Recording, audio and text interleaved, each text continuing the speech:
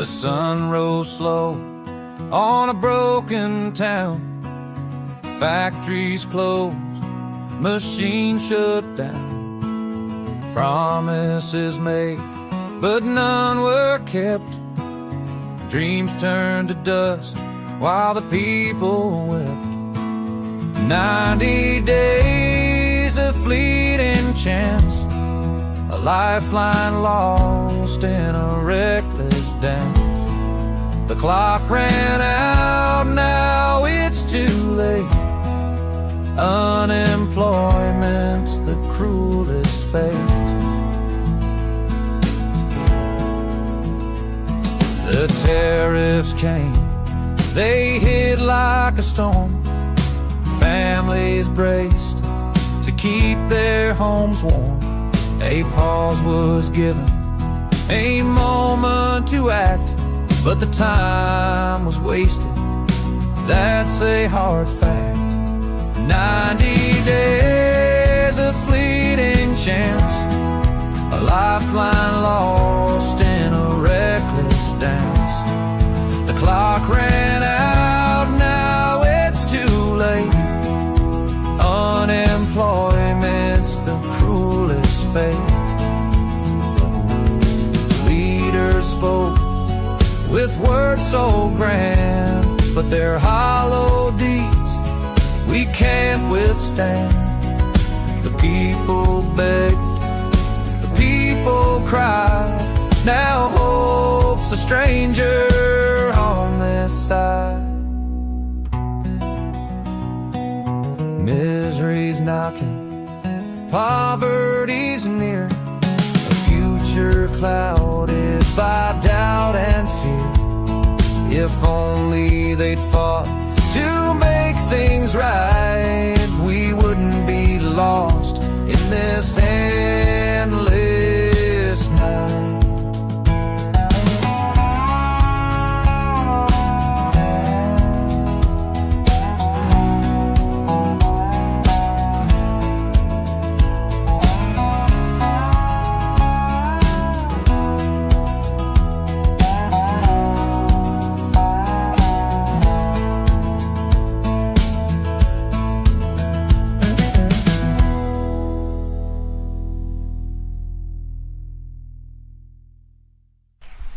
Well, I can answer that for Chris. It's for him. No, seriously. I'd rather have him answer. Yeah, I'd rather answer. It will be. Our president will respond to you. Yeah, let me, Thank you, Mr. President. it will take President Trump listening to the voices of South Africans, some of whom are his good friends, like those who are here. When we have talks between us on the around a quiet table, it will take President Trump to listen to them. I'm not going to be repeating what I've been saying. I would say if there was Afrikaner farmer genocide, I can bet you these three gentlemen would not be here, including my Minister of Agriculture. He would not be with me. Influence, move with a practiced grin, shaking hands with the lights that dim. The White House walls heard his claim to fame, but the shadows whispered a different name. Oh, Ramaphosa, what's the cost? Truth uncovered, bridges crossed. You played the game but lost your way. Now the world sees the price you pay.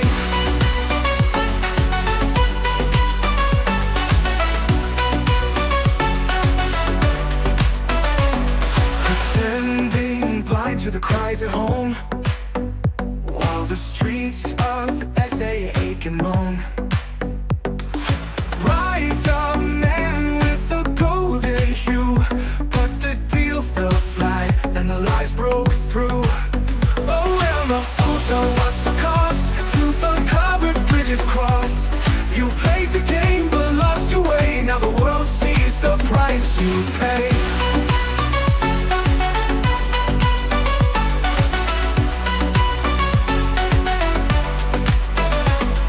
Behind closed doors, the mask came off. No suits, no ties, just shadows aloft. The past screams loud from the buried ground. Now the silence breaks with a deafening sound. Oh, Ramaphosa, what's the cost? Truth uncovered, bridges crossed. You played the game but lost your way. Now the world sees the price you pay. Oh, Ramaphosa, what's the cost? Truth uncovered, bridges crossed. The horrors rise from a nation torn. Whispers turn to cries of scorn. History's weight won't stay concealed. Every wound must one day heal. Oh, Ramaphosa, what's the cost? Truth uncovered, bridges crossed.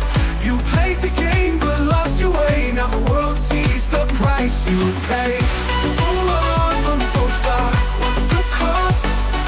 Truth uncovered, bridges crossed. You pay.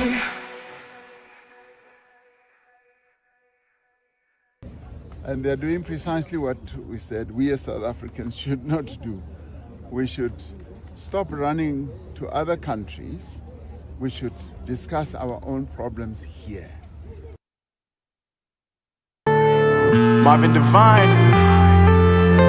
I'm saying bye to all the lies and all the times you cried, saying that I wasn't right, yet I was right by your side. You manipulator, playing games, your friends commentators, and I don't know what you say about our private conversations, but it's got them hating. Thanks to all the rumors you be claiming. It's cool, I'm done with you, so they can throw you a celebration. You gon' hate it when you see me with somebody living better. I'm trying to tell you that me just doing me gon' have you jealous.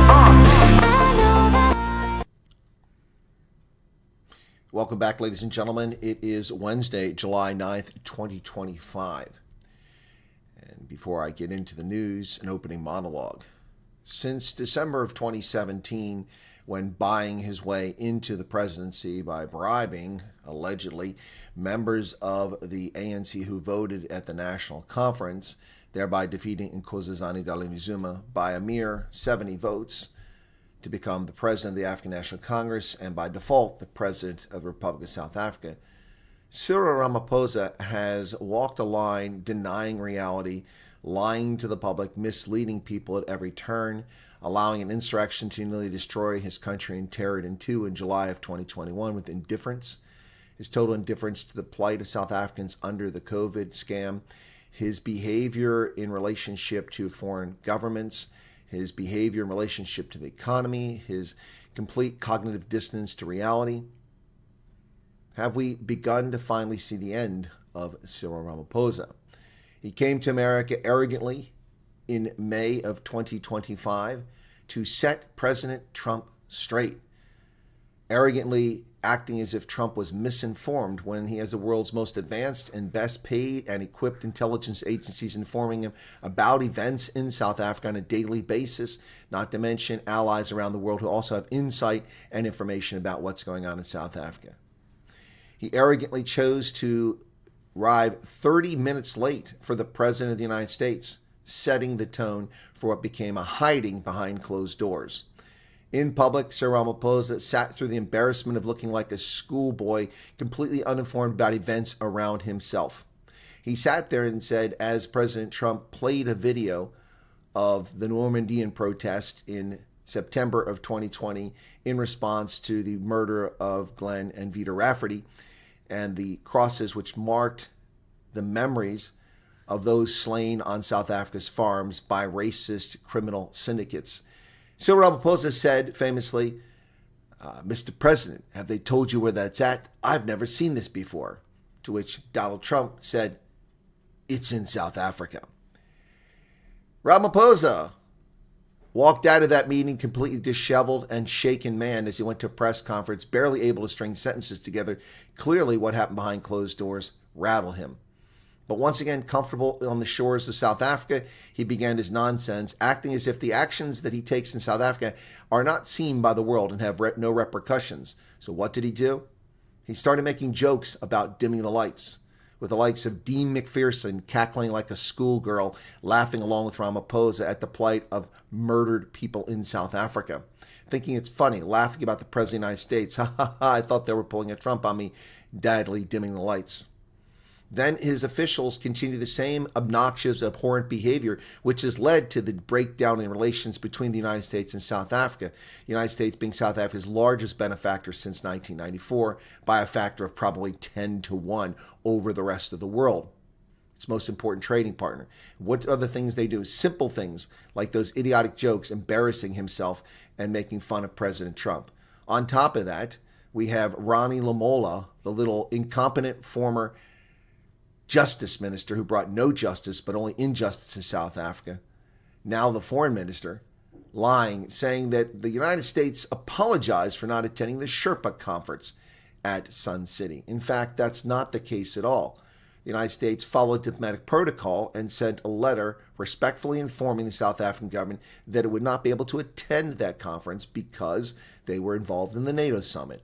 Then Lamola, paying for a domestic audience, just like Ramaphosa does, ignoring the reality surrounding their burning dumpster fire of a political party, said the United States sent the letter, we accept that as an apology. It's not an apology. You embarrassed yourself and you angered the United States further. Then on top of that, we have Ramaphosa not sending any significant people to the business summit, the U.S.-Africa Business Summit, an annual event, this time in Luanda, Angola. Last year it was in Dallas, Texas. 14 African heads of state out of 54 came to this event, including neighboring Namibia and the host Angola from SADC. Yet Ramaphosa didn't send himself or his deputy president Paul Mashatile, recently apparently allegedly implicated in a national lottery scandal and corruption, nor did he send the foreign minister Ronnie Lamola, nor did he send the trades minister Parks Tau. The deputy trade minister went. This after sacking deputy minister around the time he sacked deputy minister Andrew Whitfield. So Ramaphosa then went to the BRICS summit in Brazil, acting as he was a big man, strutting around, behaving as he was a big man on campus. One need look no further than the fact that Xi Jinping and Vladimir Putin did not attend that summit. Neither was there. Those are the two players that matter in BRICS. The rest are not really important. Modi was there, but India still doesn't play a big role. Ramaphosa, instead of keeping his mouth shut, opened his mouth in response to the tariffs. While other leaders in BRICS were cognizant of the fact that pissing off Donald Trump at this stage is a bad idea and would undermine negotiations, Ramaphosa felt free to simply call it politically motivated and unwarranted, attacking Donald Trump and attacking the United States yet again. Yet again. Now, of course, this is the same South Africa that has no ambassador in Washington because its previous ambassador was an avowed racist exposed on tape, calling Donald Trump leader of a global white supremacy movement and Americans racist. And for that, he was sent home. He has not been replaced. They appointed a special envoy to the United States. Apparently, he may be a wonderful man, Mkhize Jonas. I have no idea. But he's not very special because he's sitting in Cape Town, not in Washington, D.C. The South African government failed to send a trade representative since April when the tariffs were announced. The South African government has failed to send a trade delegation to Washington since April when it was announced. The only two times we're aware that they engaged the United States was the debacle at the Oval Office in May, 6 weeks after the tariffs were announced, 6 weeks wasted, squandered, and at Luanda when the deputy trade minister begged for an extension. That's it. Yet they gaslight South Africans, claiming that they have made efforts, that the deal is around the corner. There's still space to maneuver. And now that the letter has arrived, they want to be angry. Is this the end of Ramaphosa? At some point, even his bankrupt, corrupt, disjointed, dumpster fire of a political party, the ANC, must realize that Cyril Ramaphosa is a liability. He can't keep his mouth shut when he should keep it shut. For years, the ANC's loved that. But playing to a domestic audience for votes has no value or currency in July of 2025 when we are at least a year and a half away from municipal elections and a long way from national elections. It's time to stop playing for a domestic audience. What else did they do? Donald Trump has told him that transformation must end because it's not transformation, it's racism. And Ramaphosa goes back and says, well, transformation's here to stay. We are pushing forward. We will continue to oppress the minorities. Not an exact quote, but the sentiment. In addition, he sat there and lied to President Trump, saying, well, we disavow this behavior by Julius Malema calling for the murdering of white people. We don't agree with that. That's just an opposition party. Then he got on the ground in South Africa just days later and says, it's free speech. Malema can sing what he wants to say. Ladies and gentlemen, are we witnessing the end of Ramaphosa's chaotic, idiotic, disastrous reign? Economic growth is less than 1%. Inflation is over 2%. Unemployment is 40 to 50% in South Africa. The economy is imploding. The country is gray listed. You have junk bond status. And companies are fleeing South Africa like cockroaches leaving a ship. Is this the end of Ramaphosa? Or will he take South Africa down with him? Many people now fleeing South Africa as refugees coming to America under a generous program created by President Trump to help them escape unjust racial discrimination. Unjust racial discrimination that Ramaphosa and the ANC claim does not exist. Yet we've seen the BidVest program, a BEE certified company led by a BEE diversity hire who is giving bursaries, scholarships to children to go to school, as long as they're not white. This is a company not sanctioned, but approved by the government of South Africa. Former Afrikaner founded company, now led by racists. At least their actions racist. Ladies and gentlemen, that's my opening statement for today. Welcome back to the program. I hope you're all doing well. I need a drink. Mouth is dry after all that.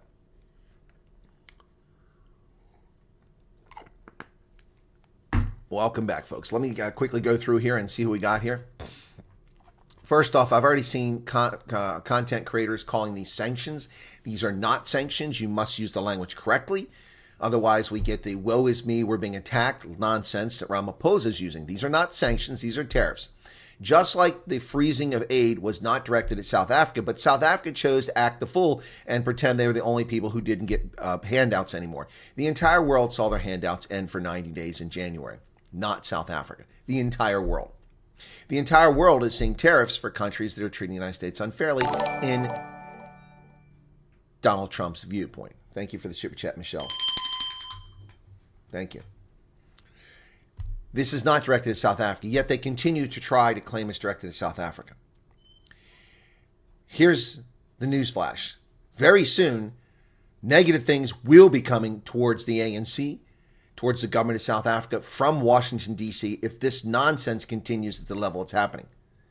If the ANC doesn't begin to make concessions, South Africa, or at least the ANC and its leaders, will soon find themselves in deep, hot water.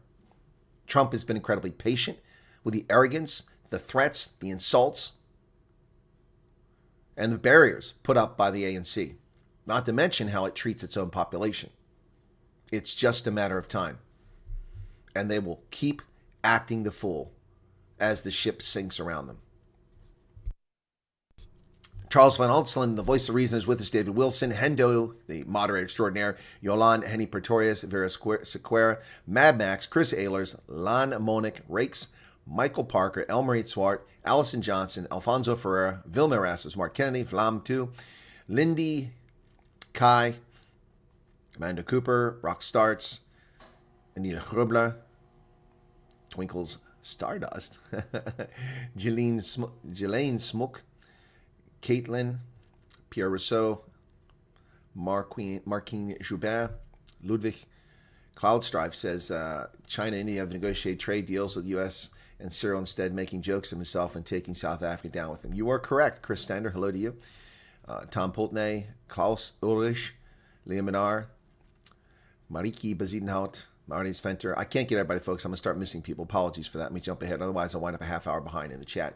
And I got the news to do. Those guys gathering information for President don't bother anymore. They know he's not going to listen, so they rather play Candy Crush and eat KFC. You might be right about that. Sarita Flippa, welcome to you. You might be right about that. That was very disgusting. It's disgusting to see him smiling at the reality of South Africa. Yep. I don't know what's going on. I'm a subscriber, but my comments never appear after I've entered. It just disappears. Well, Maggie Groves, you must be writing something that's blocked. There's a super chat from a long username. Thank you for that. I'll get that in a moment. I see your chat, Maggie. I see it. I'm not sure. It's not disappearing here. At least that one didn't. Steve Newbold, the fairy story of Pata and his clowns and how they run Wakanda. No, the ANC did not fight for non-racial democracy after Madiba left the stage. They fought for a black supremacist kleptocracy. That's what they fought for. Democrats are having a jaw about Texas. That's pretty sick. I didn't see that. I know that they're attacking Trump. And I'm going to talk about that in just a moment. Call it as it is. A total liability for South Africans. Sure will go down as the worst president in South African history. He may go down as one of the worst presidents in the history of Africa. And with a continent full of despots and dictators and murderous bastards, that's going to be impressive. Karen van der Westhuizen, what will come after Ramaphosa? Something worse? Well, it can't get much worse other than the outright civil war. And you've already seen that in July of 2021. While he sat around and did nothing. Rolls up in a BMW 8 Series wearing a $10,000 suit and wristwatch, and then pulls out a spade and shovels the remains of someone's life's work from a store into a wheelie bin and smiles for the cameras. ANC are not trying to fix anything. No, they're not done plundering the economy. That's right. I think Cancer thinks they can wait the next 3 to 5 years. It isn't going to last that long because of their behavior. Agree with Colonel, should vote for a person, not a party. Okay. All right, Freya, what's going on there? I was beginning to wonder whether I'm missing something. What did Dirk say? These people, including John, is trying to convince the public everyone is... Yeah, exactly. Now, the ship is sinking. Courtney Mulder had quite a good interview with Peter Bruce, giving more info on his visit to the U.S. Oh, my goodness. Seriously? Wow. Okay.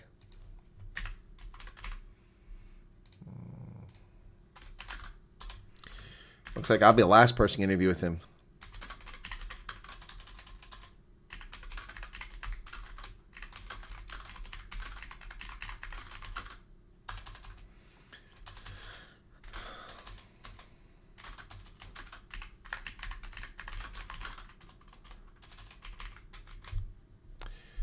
A little frustrated. Nobody wanted an interview when I did my interview with him at Parliament, and then I asked for an interview when nobody knew he was in the States, and I was promised an interview, and now everybody and their brother's interviewing. I'm the last person to interview him.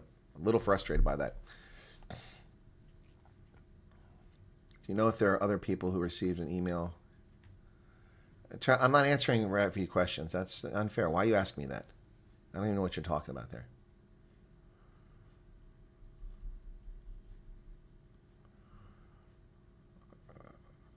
I don't know what you're asking. Took a leisurely drive today on roads I haven't driven in years. My heart was torn into pieces and I saw everything had gone down the drain. Yep. Cap, the SS South Africa is sinking. What do you think Ramaphosa's endgame really is? Incompetence is part of it. You know, Neil de Beer told me that these people really are that stupid. They really are that stupid. And I have to believe the assessment of Neil de Beer at this point. It wasn't FMB, Jozar. I thought it was FMB. Maybe I was speaking about Bidvest. Yeah, I'm going to make a video on that. I think others are making videos on it too. I put this stuff together, done the research. What's up with this NDA stuff and the lack of refugee interviews? Well, okay, first off, who knows anything about... First off, stop. Do you know for a fact that people are signing NDAs? That's supposition. We don't know that. Okay, stop with the refugee stuff, okay? Full stop. This isn't a refugee session. It's full stop, okay? All right, back to... the Texas floods before we get to the stories. Okay, the Texas floods. So the numbers are shocking, folks. At least 119 now confirmed dead in the Texas Hill Country floods. Another 160 plus people, 176 missing, presumed dead. Of course, it's probably unlikely any of those people are alive unless they had amnesia or in a shelter somewhere and haven't been found. But things are looking pretty grim in Texas. I watched a press conference a short while ago with officials from Kirk County, including the mayor, and then of the city there, as well as the county sheriff and others. They're very defensive, very defensive about their actions. The press asking them politely about, you know, is anyone responsible? What happened here? Why did it take 6 hours after a request was made to declare an emergency? By local officials, despite the Weather Service having provided those updates and neighboring counties having gone to emergency levels. And they said, well, we'll get to that, basically, after they do the after-action review. Meanwhile, recovery efforts continue. The amount of debris, vehicles, cars, trees, rubbish, It's unbelievable what has happened in Texas Hill Country here in a biblical flooding that's taken place there. And so the officials were very defensive this morning. That press conference was ongoing when I went live 23 minutes ago, but they were taking questions at that point. They'd already spoken and said what they had to say. These people have lost friends and loved ones, but to start the press conference off, it wasn't their first press conference. They're obviously not very experienced at this, but it wasn't their first press conference. But to start the press conference off, the chief of the Kerrville Police Department got up there and talked about stories of a handful of officers who were able to do something to help. One officer lived in a place, he drove and realized there was flooding in front of him and couldn't go back where he came from because the road crosses the river multiple times, and he had high water behind him and high water in front of him, and all he could do was stay in his position. He saw people stranded on roofs. He saw people in the water, and he tried to call out to them, encourage them. When the water levels finally receded, he was able to go in and rescue people, along with another officer who he went and woke up, who was in that cutoff area. Totally chaotic, of course. Remember, this was happening in darkness. The point when people began being washed away in big numbers was around 3:30 in the morning. And so this is pretty crazy stuff. Yeah, there were some true heroes. As in any event like this, there will be heroic efforts. There were heroic efforts by first responders or heroic efforts by individuals. And by all accounts, it appears that the owner of the camp was among those heroes who tried to save children, but we don't know. He has not been found yet. A truly horrific story of what happened in Texas. Flooding taking place overnight in New Mexico as well. Houses being washed away there. Lots of rain being dumped. There was plenty of rain that fell here yesterday in central Pennsylvania. However, they're unrelated. That weather, I believe, came from the Chantal tropical depression, which was a hurricane initially off the coast of the Carolinas. It shows you how powerful Mother Nature is. Folks, let's get to the news. Thank you for tuning in. Be sure to hit the like button if you don't mind. That doesn't cost you anything but a moment of your time. I see 400 of you have done that. That means another 600 of you haven't hit that button. So it takes just a moment of your time. Please do that. It does drive the algorithm. As people interact, chat, you can ask questions, make statements, as long as you're not a racist, or start a fight in a chat, you're welcome to do it. That drives the algorithm. The more people chatting, the more likes we get, the more action the algorithm sees on this live stream, and it promotes it to more people. Please hit the like button. That was easy. Piece of cake. All right, ladies and gentlemen. Earlier this morning, as my rugby broadcast wrapped up with British and Irish Lions defeating the Brumbies in a game that was not particularly well played by either side, my alarm went off for my ups. Long, loud, piercing, and I had to remove the battery. Now I have to go buy a battery, so it's running without a battery plugged into the mains, so there's no backup. Let's hope the power doesn't go out, a la Escom. Meanwhile, on to the news for today, Wednesday, July 9th, 2025. Police minister hits back at claims of links to Vusi Musi Cat Matata. Well, before we go any further, I need to mention here, folks, this may be the scandal that finally brings down Sir Ramaphosa, the man who stuffs money in his furniture at Pala Pala.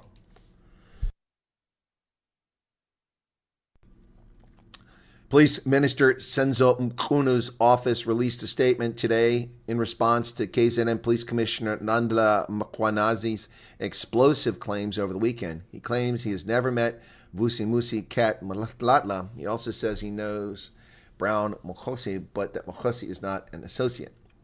Well, they claim they know you, so you don't have to know them to have benefited them shutting down the task force. Again, he denies his association with this criminal mastermind. Well, criminal. I don't know if he's a mastermind, but he's a criminal.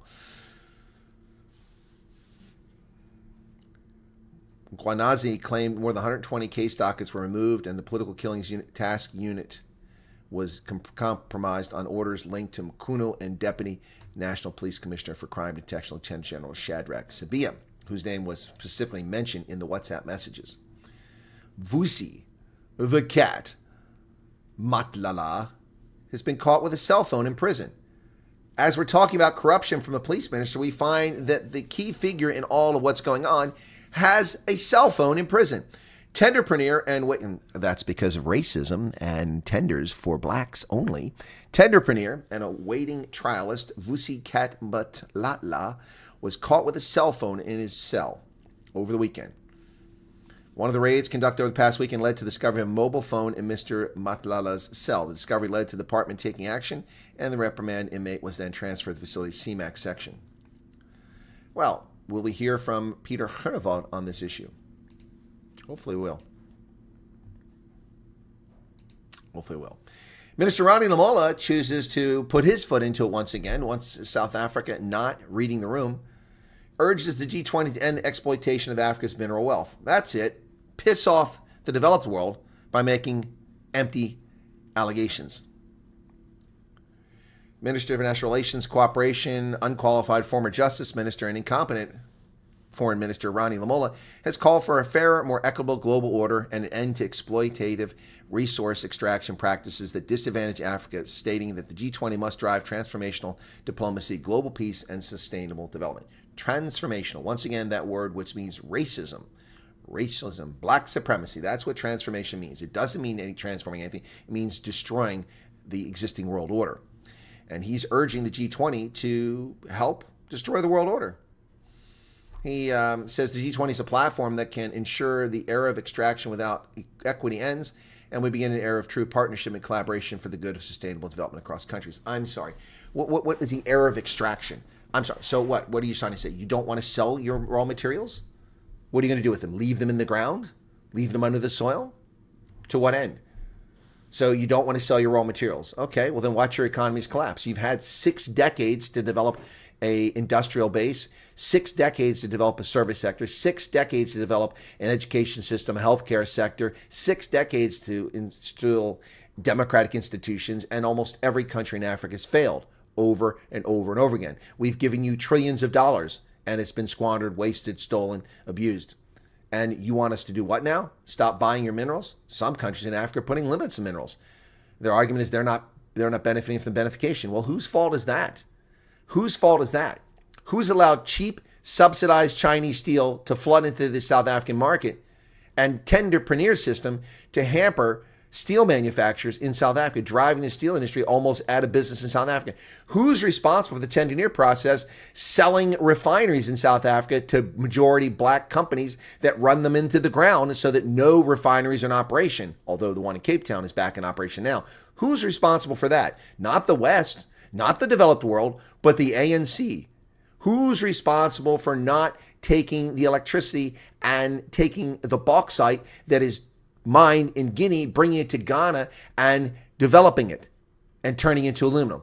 Well, Ghanaians and Guineans, because they prefer to sell it on the marketplace, the electricity to the neighbors and the bauxite to those who want to buy it. This is not the West's fault. This is not the West's fault. This is Africa's fault. And Ronnie Lamola needs to shut up before he finds himself sitting in the corner with Cyril Ramaphosa wearing a cap.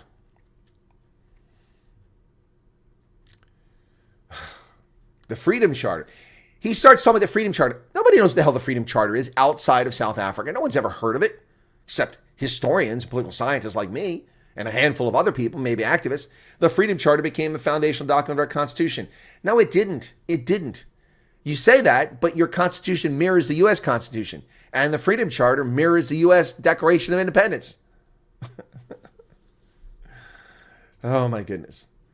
Africa wants its critical minerals to yield jobs. Well, make it happen. More countries are imposing export restrictions to help develop their own industries. Trump administration officials are seeking deals for critical minerals in Africa. They're in surprise. Governments here are increasingly reluctant to export raw ore, betting instead that they'll keep more jobs and revenue if they insist on processing the material at home. But of course, they want to process the material at home. That's but one step in the benefication of the use of the mineral. So you take iron and you convert it into steel. Okay, you moved up one level. But what do you do with the steel? Do you build things with it? That's the next level. But they're not even trying to go there because they have limited capacity, these so-called leaders of Africa. They've got their heads so far up their backside. Well, the organization Undoing Tax Abuse is taking Johannesburg to court over its CCTV bylaws. Vusi Mlambiso, welcome to the program. The organization Undoing Tax Abuse is taking the city of Johannesburg to court to challenge the legality of the new bylaw on privately owned closed-circuit television cameras. The city announced the bylaw, which prohibits residents from posting CCTV footage on the internet. How can they do that? That violates the Constitution. CCTV cameras that show public places, such as roads, must be approved and registered with the city. Why? How do they have any authority for that? The cameras cannot be moved, updated, or taken down without consent. What the hell is that? and the footage of crimes cannot be shared on the internet or WhatsApp. Really? So Auta has filed a case against the city, the municipal manager, and Mayor Dada Marrero back in June. The notice of motion calls for the court to declare the city's CCTV bylaw invalid and unconstitutional and set aside. It also calls for the city to provide records relating to the public participation, adoption, and promulgation of the bylaw. What public participation? The public was taken completely by surprise on this law. And how can you pass an ordinance like this? It violates the Constitution. It violates free speech. It violates freedom of assembly. And what gives the authority of the government to say you cannot uninstall a camera once it's installed? This is a clear effort to become a surveillance state so the ANC can spy on the city of Johannesburg. Unbelievable.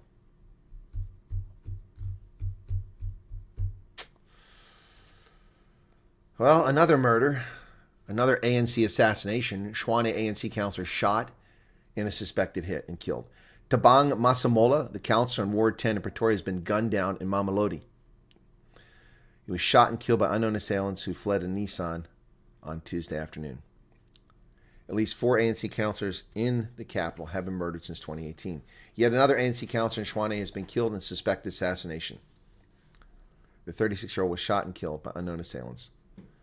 Councillor Masamola was ambushed by unknown assailants yesterday afternoon in Mamelodi. It's quite disturbing that the spat of killings and councillors is not receding at a quick enough pace, and it's getting more worrisome because many of these cases are never resolved with no successful arrest and convictions made, said ANC regional spokesperson Bafuze Yabo. Well, you're right.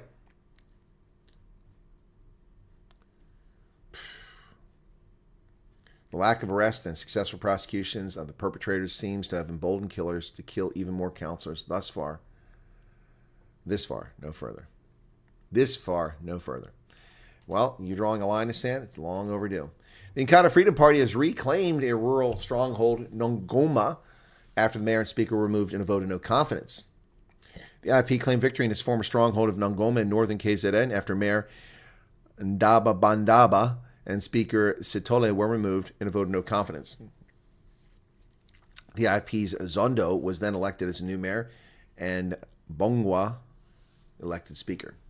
Well, IFP picking up a little space there. 4 years after South Africa's internal insurrection ignored by Cyril Ramaphosa for several days, the crime intelligence unit remains broken.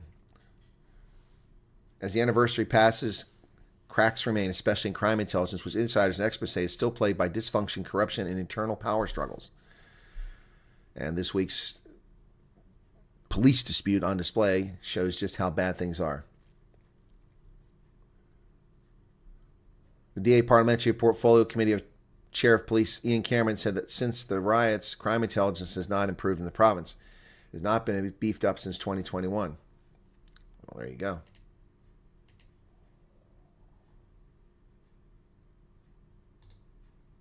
Hang on a second.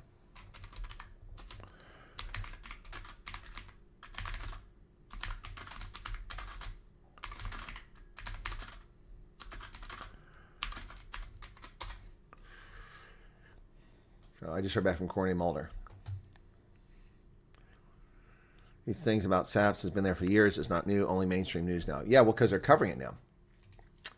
Well, a milestone moment, ladies and gentlemen, for Willie LaRue, one of my favorite rugby players when he played for the Cheetahs, one of my frustrating players when he played in Japan, dropping the ball all the time, but someone who played very well in 2023 at the World Cup and played brilliantly for the Bulls this past season. Willie LaRue will get his 100th test match against Italy, the team he got his first test match against back in 2013. There you go. Springbok coach Rossi Erasmus has made sweeping changes to the team for the second test against Italy. Veteran fullback Willie LaRue will play in his 100th test in a new-look back line that does not feature any player that started against the Italians last week. Edwil Fondamev will get his second cap for the world champions as he joins fellow winger Makazole Mapimpi and LaRue in the back three for a duel in the Nelson Mandela Bay Stadium. The exciting duo of Grant Williams and Monty Lubbock will start as scrum half and fly half. There you go. And Kane and Moody partners with Andre Esthuizen to complete the back line. Up front, Peter Steph Dutoy is coming back after a layoff, and he'll be paired with Rowan Nordkia and Salman Morat. Morat will be the captain. Why? I don't understand this love affair with Salman Morat. I don't get it. Turning attention to neighboring Lesotho, which is in a bad way, according to government officials. They're making all kinds of claims about their country in trouble because of you got me singing out, because of the tariffs. Lesotho declared a state of disaster over mass unemployment as U.S. tariffs devastate the economy. Lesotho declared a 2-year state of disaster over soaring unemployment and mass job losses. The textile-dependent economy was devastated by U.S. President Trump's tariffs, including a 50% rate specifically targeting Lesotho and cuts to U.S. foreign aid. Wow. Ministries had already been ordered to allocate 2% of their budgets for job creation efforts, but high youth unemployment has been worsened by changing global trade dynamics, U.S. foreign aid cuts, and the imposition of reciprocal tariffs. Young people need help, said Prime Minister Sam Matakane. So the government's warned that up to 40,000 people could lose their jobs if AGOA goes. Well, AGOA is gone, so those 40,000 jobs must be getting lost. In a rare video, Öcalan, the leader of the PKK, the Kurdish Workers' Party, a terrorist organization, has said the armed struggle's over. We'd heard he said this previously, but now they actually have footage. In the first footage of him to be released publicly in 25 years, Abdullah Öcalan said the PKK insurgency against Turkey would be replaced by politics. Imprisoned leader of the banned Kurdistan Workers' Party declared in a video released on Wednesday that his group's armed insurgency against Turkish state was over and would be replaced by peaceful political struggle.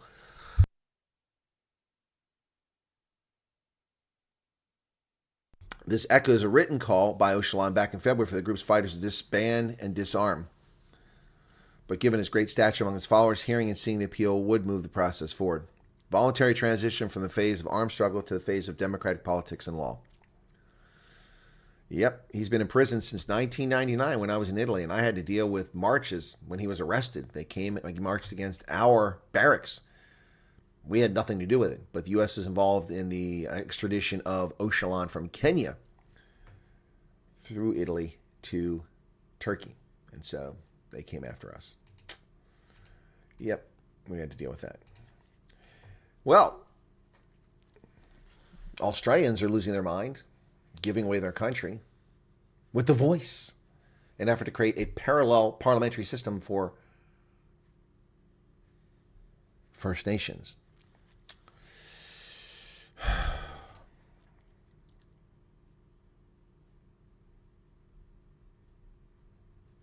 What's in Victoria's plan to embed an Indigenous Assembly in Parliament?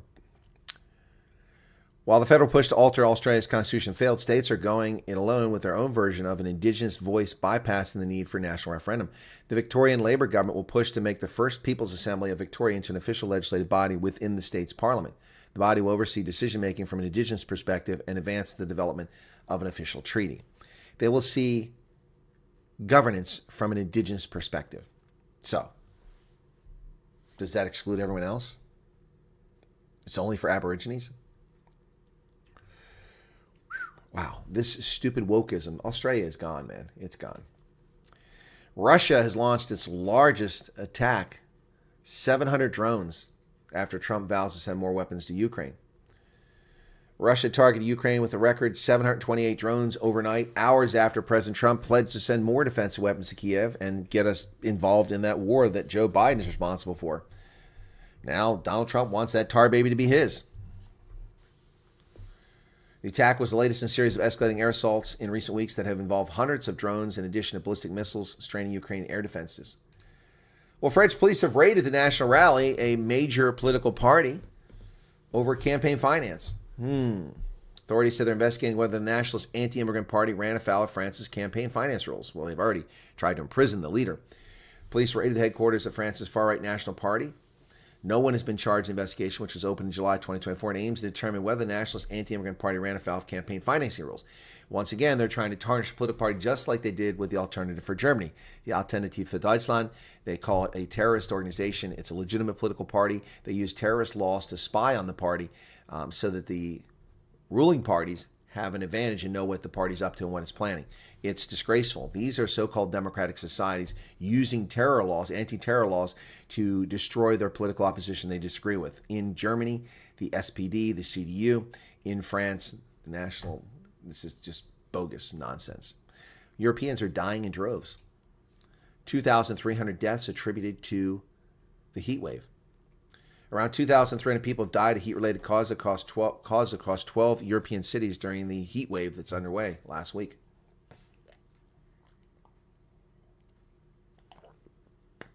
Temperatures exceeded 40 degrees Celsius in Spain, and wildfires broke out in France.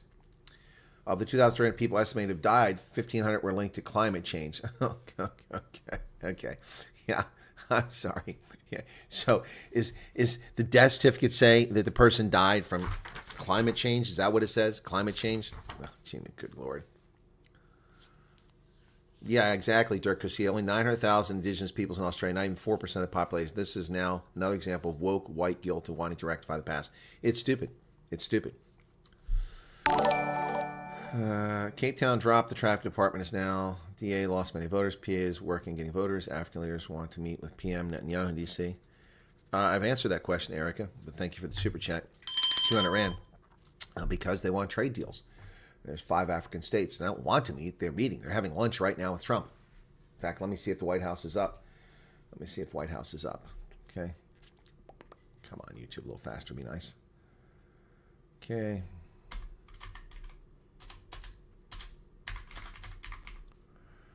Okay. White House. Are they live? They're not live. Not live. Okay, well, I was hoping they'd be live.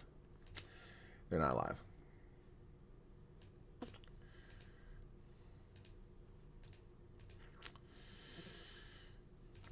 Turning our attention to the Americas, folks. Turning our attention to the Americas. Guatemala had an earthquake. Ooh, these tectonic plates are moving. A 5.7 magnitude earthquake and its aftershocks near Guatemala City led to landslides that were reported to have killed at least 2 people. Schools are closed in the capital. The initial 5.7 magnitude earthquake Tuesday afternoon struck 10 miles southwest of Guatemala City. The earthquake and its smaller aftershocks led to landslides that caused some buildings to collapse, according to the National Disaster Agency. You can see the epicenter of that in Guatemala. The government suspended classes at schools and non-essential services in and around the capital after the quakes. Guatemala's finance ministry was also closed, though through at least Wednesday, so the inspectors could evaluate the buildings for damages.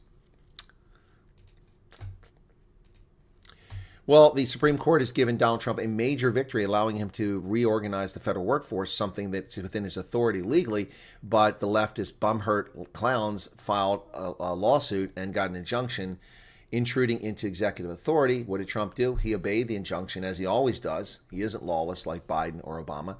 He obeyed the injunction. And now that it's been lifted, he'll proceed months later. And how many billions have we had to pay to people who wouldn't be working? Supreme Court allows Trump to proceed with cuts to federal workforce. The Supreme Court on Tuesday granted the Trump administration request to proceed with plans to scale back the federal workforce. The legal dispute centered on executive order signed in February to downsize the federal workforce for maximum efficiency and productivity. There you go. Because the government is likely to succeed on its argument the executive order and memorandum are lawful, and because other factors bearing on whether to grant a stay are satisfied, we grant the application. Lower court illegitimately blocked Trump, as lower courts tend to do, and they were overruled because they were unlawful and unconstitutional.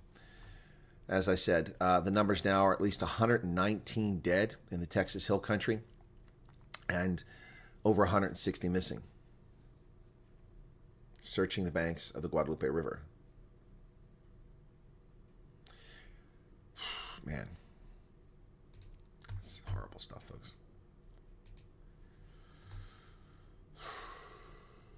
The missing now, as I said earlier, this is updated, it's 180 are missing. 119 dead, 180 missing. Death toll from the 4th of July flash flood that ravaged a swath of central Texas Hill Country rose to 119 now, many of them children. The bodies of 94 flood victims, a third of them children, have been recovered in Kerr County alone. Wow. 5 girls and a camp counselor remain unaccounted for. Flash flood alley. In Texas, lives lost after county decided against the flood warning system. Now the media trying to lay the blame game. And this is where, if it's going to go anywhere, it should be at the county level, not at Donald Trump. It's not the first time Texas suffered tragic consequences from rapidly rising waters. During a 2015 Memorial Day tragedy, 13 people died and 400 homes were destroyed. 1987, the Guadalupe River rose 29 feet, killing 10 teenagers in a bus. In fact, Texas Hill Country is exceedingly vulnerable to floods. It is steep rolling terrain with thin, drought-affected soil over limestone, which amplifies flood surges. It's known as Flash Flood Alley. Heartbreaking stories of the present-day calamity continue to emerge. Among the dead were 2 second graders from Highland Park, described as best friends. 2 sisters, 13 and 11, perished in the floods. A high school soccer coach and his wife died, along with many others. At Camp Mystic, 27 have been confirmed dead, including campers as well as counselors, and the camp director reportedly died trying to save the lives of children. Camp Mystic was an unbelievable tragedy. The camp at the time of the flooding hosted 750 campers and was located in the Guadalupe River in Hunt, Texas. The cabins that the victims were in located less than 500 feet from the river bank, and most were sleeping in their cabins when the floodwater struck at 3 a.m. A tragic and shocking way to die. The response to the flooding has been what you'd expect following such a massive tragedy. 1,000 personnel are currently involved in search and rescue operations with more than 400 first responders from 20 agencies in Kerr County alone. In addition, 100 vehicles and K-9 units are actively searching, and the area has expanded to include other counties as well. Of the 850 rescued or evacuated, over 150 were rescued by helicopter. Unfortunately, this tragedy, while certainly unavoidable, could have been mitigated. Kerr County's first emergency alert didn't occur until just hours before the flooding. In fact, many residents reported receiving phone alerts hours after the flooding had already happened. And of course, rural areas which lacked cell phone service were unable to receive communications. 7 years ago, flood warning sirens were considered in the county but were not implemented due to budget constraints. Incredibly, just hours from the flooding sits a facility that manufactures HESCO flood barriers. These barricades, which are built in Texas, are typically deployed across the continental United States in times of need, sat at the ready and could have saved lives. For decades, these proven defenses have been used to stop the horrific impacts of hurricanes and floods. Wow, that's ironic. Well, ladies and gentlemen, flash floods in New Mexico. Destructive flash floods washed away a home in New Mexico and prompted water rescues in Chicago. So, all the way up in Chicago. I want to reload this page because that's actually a GIF. There we go. Let me load it. Okay, here we go. You can see the water there. That's from the U.S. Geological Survey. Watch, not much there. Look at that. Just a little creek. This is in New Mexico. Ruidoso. All right, starting to pick up a little bit. There, look at that. Wow. 12:26 Mountain Time in the afternoon. This is during the daytime, fortunately. 1:30, 1:54, 2:06, 2:22, and at 2:34. In just 15 minutes, it went bat crap crazy. A week of destructive flooding continued across the United States, with flash floods killing 3 in the town of Ruidoso, New Mexico, and prompting water rescues in Chicago. There have now been 3 deadly floods across the United States in less than a week. Wow. There's a house washing away in flash floods in New Mexico right there. Look at that.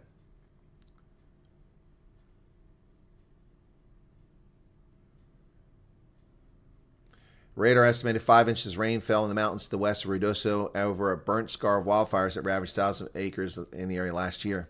The water rushed into Rio Ruidoso, causing it to provisionally reach a crest level of 20.24 feet, sending water raging through the town, sweeping structures and vehicles. Wow. There's the meteorological radar. That's crazy. Oof. Man, oh man. Well, the FBI finally, launching a criminal investigation into Brennan and Comey. It's overdue. The FBI launched criminal investigations into John Brennan, the communist who used to run CIA, and James Comey over possible wrongdoing related to the Trump-Russia investigation, including alleged perjury to Congress. CIA Director John Ratcliffe sent evidence of wrongdoing by Mr. Brennan, FBI Director Kash Patel, to investigate for potential prosecution. Yes! Yes! The referral, which was first reported by Fox News, described Mr. Brennan and Mr. Comey's interactions as a conspiracy, which could open up a wide range of potential prosecutorial options. The Brennan investigation comes following a new report from the CIA that condemned the way intelligence agencies, including CIA under Brennan, concluded that Russia had interfered with the 2016 presidential election. The FBI has declined to comment. White House Press Secretary Karen Leavitt said during Tuesday evening's interview on Fox News that Mr. Brennan and Comey are disgraceful individuals who turned against our Constitution, our country, and I'm sure they did, in fact, lie to Congress. And it's up to the Department of Justice to investigate that and to prosecute them if they did. This is going to get very interesting. Long overdue. Let's start with Comey, Peter Strzok, Lisa Page, all of them. All of them. And the so-called 50 intelligence senior officials who lied. Let's go for them. Well, the stock market seems pretty blasé and calm about the tariffs. Trump is imposing a 50% copper tariff. Baseball's All-Star Game is coming soon, but Tariff Week is already in full swing, and the curveballs are coming thick and fast. More letters with tariff rates look to be imminent, and potentially more trade deals, too. On top of that, the president floated a 50% tax on copper imports and a 200% levy on pharmaceuticals yesterday. And the stock market said, okay, nothing happened. Well, more letters are coming. Yes. President Trump said he would make more announcements about trade today involving at least 7 countries. We'll go check out the Truth Social here shortly and see what that says. In fact, let's do that now. I'm curious about Truth Social. Let's just go there right now and take a look at Truth Social and see if Trump has issued more letters. Let me go there because this is the time he'd be doing it. All right. Well, there's a letter. Which one is that? That is for Libya. Libya gets a 30% tariff. Okay, that's today. Okay, so the letters are being posted now. Okay, come on. What's going on here? Truth Social is unreliable. There we go. All right, so that one. And what's this one? This is also the 9th, one for Iraq. So Libya and Iraq. Can't close the letter. It's got to keep coming back. Here's a third one. This is today as well. Algeria. Oh, we're hitting the Arab states. Libya, Iraq, and Algeria. We've hit 3 Arab states now. Okay. 1, 2, 3. Is this also today? And then Moldova. Moldova gets a 25% tariff. Okay. So that's 4. That's generous. 4. 1, 2, 3, 4, 5. Okay. And then today, this one goes to... Is it Brunei? I can't see. It is Brunei. Okay, Brunei gets a letter. Okay. Wow, 2, 3, 4, 5, 6. And the Philippines get a letter. Philippines get a 20% tariff. Okay, so there you go. Yep, so there you go. That's all the countries, Arab countries and the Philippines thrown in that mix. It's not pretty, folks. Not pretty. Farm workers are getting no amnesty. The MAGA crowd is supposedly all up in arms, but they're not getting a break. U.S. Agricultural Secretary Brooke Rollins said Tuesday that there will be no amnesty for agricultural workers as President Trump's administration moves to deport all illegals in the country. Rollins said the administration wants 100% American workforce and suggests that some people receiving government aid could replace immigrant workers. Well, we want 100% American and authorized foreign nationals. We don't have a problem with foreign nationals being here, and let's get that straight. Let's not use the wrong terminology. Okay, folks. Trump's Truth Social is signed an agreement for its Truth Plus broadcasting, which I was invited to go check out, but I don't know if they weren't offering me a chance to broadcast on it. Trump's social media company strikes deal with friendly news outlet. Truth Plus, a new streaming service attached to the Truth Social platform, will expand globally, featuring Trump-friendly Newsmax. Yeah. The unprecedented deal links a company whose largest shareholders are sitting president with a conservative media ally in a deal that could benefit both parties financially. Trump is the largest shareholder in Trump Media and Technology Company and the streaming platform known as Truth Plus.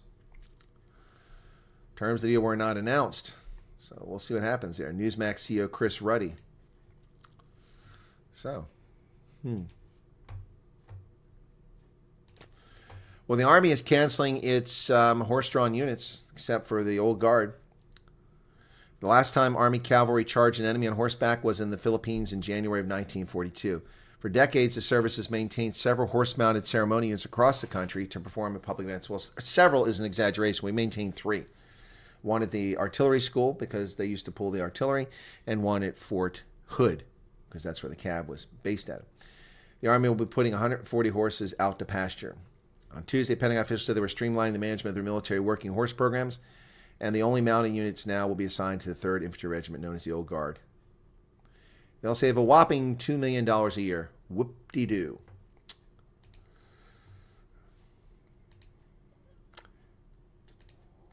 So let me double check, make sure the White House is not live. White House is not live. Okay. All right. All right, so I'm going to read to you an op-ed from a Native American, Indian, who is angry about the renaming of the Washington Redskins. The National Senator restored its time to make the Commanders the Redskins again. First Americans, no such thing. Native Americans don't want a whitewashed team name. On Wednesday, the Washington Commanders will unveil an alternate uniform for the 2025 season. Before they do, they should hear this. Most Americans, especially First Americans/Native Americans, don't want a whitewashed token gesture consisting of a bland, generic Native team name. No more half measures, no smoke and mirrors. We want the Redskins name back fully, with Chief White Calf's image, our warrior name, and our fight song, which for decades rightly described the Redskins as a brave on a warpath, nothing more, nothing less. This February, Commanders owner Josh Harris said for obvious reasons the old name can't come back. He's wrong, and here's why. The Commanders and their media voices have hidden the truth. Look in the team's own 2005 media guide, which defines Redskin as having a warrior status marked by red paint or dyes, exactly what the fight song celebrates. The Redskins is a warrior ready for the warpath. It never meant a bloody scalp or an entire race. That's a modern distortion. In truth, the franchise caved under Washington political pressure after the death of George Floyd, erasing facts about the name and Chief Two Guns White Calf of the Blackfeet Nation. Those who know the history know Redskin is an adjective for a warrior status, not a slur. So when the Commanders try to pivot to watered-down woke rebrand, it's just more failed marketing. Think New Coke, Bud Light, or Jaguar's recent flop. In my opinion, any attempt to half restore the brand without fully honoring its warrior roots will betray the league's own promise of integrity and public confidence, further eradicating our rich Native history. Following our legal victories, the 2017 patent and trademark case, and the 2019 Nishami Redskins hearings, the Oxford Dictionary's Redskin definition, once quoted in the team's guide, mysteriously vanished. Why? How does the NFL explain erasing Chief Two Guns White Calf, whom it honored publicly in 2018, yet left unnamed at logo tribute to the Chief held last September? If the Commanders truly care about an inclusive environment, why are they hiding the only NFL logo based on a real Native American leader, a man the team once celebrated? The organization said it best in 2018, the image of Chief Two Guns White Calf was most admired, and the enduring Redskins logo was born. The likeness is not of a mascot, but rather a logo based of a real person out of respect for the Native American. Chief Two Guns also served as a model for the U.S. Indian head nickel minted in 1913. And who exactly picked Commanders as a respectful replacement? To my people, the word evokes death, destruction, eradication of our traditions, culture, and history. It conjures up images of the Trail of Tears. Consider General George Custer, a cavalry commander sent from Washington. Just last month, we marked the 149th anniversary of his defeat at Little Bighorn, a textbook case of failed leadership, bad intelligence, and even worse tactics. We U.S. Army vets studied at the Staff College for good reason. In Indian country, where a 2016 Washington Post poll found 90% support for the Redskins name, we pray to see our true name return. It would bring healing beyond measure and a strong sense of self-esteem. We will gladly hail the Commanders' throwbacks in future games so long as we get our true name back where it belongs. Hail to the Redskins. Chief Walt Red Hawk Brown is chief of the Cherenhaka Nottoway Indian tribe in Katawatswalk town in Cortland, Virginia. Hear, hear. Hear, hear. That's right. They obliterated Native American history with their racism and bigotry because they're too stupid to realize that the reason he had red on, he was wearing red paint as a warrior, and it was an honorable thing. Yep. Excuse me. Yeah. God bless it. Something on my face there. Yeah. Stupid, stupid people. Stupid people. Yep. Peter Navarro, illegitimately imprisoned for executing executive privilege on behalf of the President of the United States in a witch hunt by the corrupt Democrats, sending a 70-plus-year-old man who's abided the law and a great American treasure and economist, sending him to prison, federal prison. Those people should be arrested for their crimes against Peter Navarro. Peter Navarro pens an opinion piece in the Washington Times talking about how Jerome Powell is destroying America. Federal Reserve Chair Jerome Powell's stubborn refusal to lower interest rates, despite ample evidence calling for such action, is inflicting serious economic damage on America. Even keeping rates just a half percentage higher than economic conditions justify carries heavy cost in growth, employment, household finances, and the federal budget. Let's examine precisely how Mr. Powell's misguided interest rate policies hurts the nation. A mere half-point overly tight federal funds rate drags down GDP growth by roughly a quarter to half a percentage point each year. Considering America's $28 trillion economy, that's $70 billion to $140 billion annually in lost economic output, wealth that is unnecessarily forfeited. This loss translates directly into lower federal tax revenues, intensifying budget deficits, and deepening our national debt. With federal revenues typically averaging around 18% of GDP, a GDP shortfall of $70 to $140 billion a year means federal revenues fall by roughly $15 to $30 billion annually. Over a 10-year span, that's up to $300 billion. A quarter of the nation's debt is financed through short-term treasuries. These instruments are acutely sensitive to interest rate hikes. Keeping interest rates unnecessarily high by 50 points means that we pay an extra $100 billion in debt service costs over the next decade. Yep. American households also feel the pain. The 0.5% interest rate increase raises payments on a typical $400,000 30-year mortgage by over $1,000 a month. A 0.5 percentage point raises it by $1,000 a month. For millions of American families already grappling with tight budgets, this is no minor inconvenience. Similarly, high rates drive up costs on revolving debt, credit card balances totaling $1 trillion, costing households an additional $4 to $6 billion each year in interest alone. Perhaps most troubling, Mr. Powell's impact on employment. Slower GDP growth translates into fewer jobs, an estimated 500,000 to 750,000 jobs lost over the next 12 to 18 months due to 0.5 point of interest rates. It's past time the Federal Reserve Board of Governors intervened. Mr. Powell appears incapable of acknowledging, let alone correcting, his profound miscalculations. Peter Navarro is the President's Senior Counselor for Trade and Manufacturing. Yeah, no, this is unbelievable. This crap has been going on for some time. Powell is out of touch, as is most of these recent appointees to the Federal Reserve. The days of Alan Greenspan and Paul Volcker are well behind us, unfortunately. Qualified, competent leaders of the Federal Reserve. These idiots running it really don't know what they're doing. I'm trying to find this image. I have an image that Trump put up showing just how bad this is for America. When did I get that? It might be a little further back. Hang on. Oh, come on. Actually, I did save that one image I was looking for. I'm not seeing it now. Darn it. I had this image that Trump had put up. It showed just how bad things are. Well, I'm not finding it, so I'm going to have to skip that. Oh, there it is. I got it. There we go. Here you go. These are World Bank central rates. This is what Trump put up recently, okay? So let me show you this, okay? Check this out. This is what Jerome Powell is doing to destroy America's economy, and despite it, Trump is succeeding. These are central bank rates. By the way, central banks raise the interest rate to slow economic growth. Why would you slow economic growth? So that inflation doesn't pick up. When there's not enough workers, when there's high demand, prices go up because there's more demand for things. So inflation heats up. So they raise the interest rate, which makes credit more expensive, which drives down demand, which is in theory cools down the inflation rate. That's the intent. But inflation is running at less than 1% per annum under Trump. Less than 1%, and has been since December. Less than 1% annually. That's the lowest inflation we've had in my lifetime.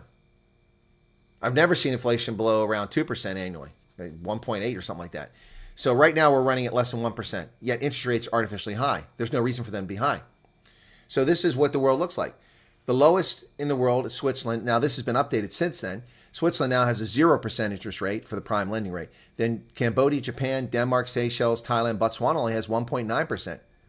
As you go down this list, you'll see that the United States is 35th in the world with a 4.5% interest rate.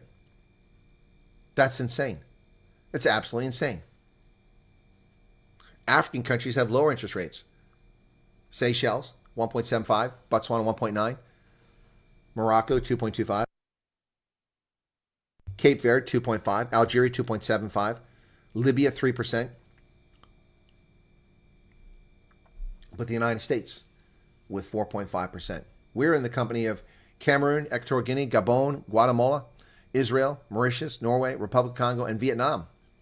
Thank you, Jerome Powell. This guy is so out of touch. He's crippling America and costing us a fortune. Between Joe Biden and Jerome Powell, we've been destroyed over the past 5 years. All right, folks, that's the news for today. Be sure to hit that like button. We're up to 825 likes now. That's a little bit better. That was easy. 25% is your prime lending rate? No, it's not. It's 7.9 or something like that. All right. There is nothing I or anyone I know can do to stop these tariffs other than kiss the feet of our Chinese colonial masters, says Casper.